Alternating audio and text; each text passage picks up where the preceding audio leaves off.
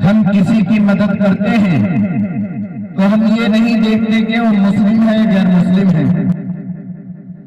और न जाने इस कौम के नौजवान आज के वक्त में बैरिस्टर साहब पर कितने इल्जामात लगाते हैं। जरा अपने कानों से बैरिस्टर असद साहब का भाषण सुनिए और फिर बतलाइए कि वो यानी जालिम के साथ है या मजलूम के साथ है। आप भी गौर से सुने।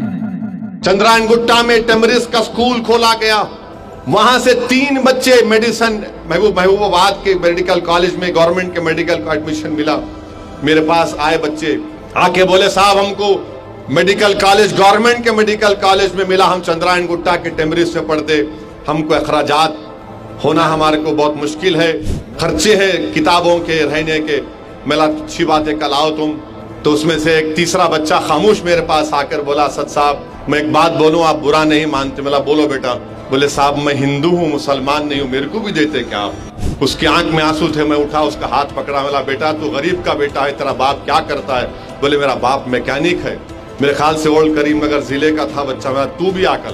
उन तीनों को मंजलिस ने अपने ट्रस्ट से 1-1 लाख रुपए दिए। ये हम नहीं देखे कि कौन हिंदू मुसलमान है, दिए वो दिए तो मालूम हुआ कहीं पर आदिलाबाद या आरमूर के 2 बच्चियां दूसरे दिन आगे हम क्या बुरा किए। मिला आपका क्या हुआ। बोले हमको भी मिला। मिला तुम भी लो, हम तो पढ़ाना चाहते।